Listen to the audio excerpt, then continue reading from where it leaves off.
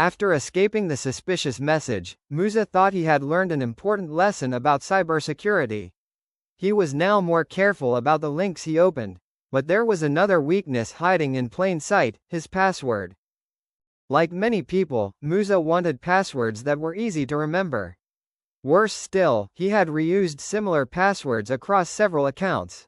It was convenient, but convenience was quietly creating a risk. Then one afternoon, Musa received a security alert. Someone had attempted to access one of his accounts.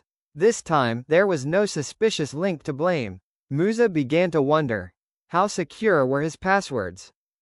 Musa realized that a password shouldn't simply be easy to remember. It should be difficult for someone else to guess. And using the same password everywhere could turn one compromised account into several compromised accounts. Musa changed his approach. He started using long, unique passwords for important accounts and stopped relying on the same password everywhere. Where appropriate, he also used a trusted password manager to help keep track of them. But Musa didn't stop there.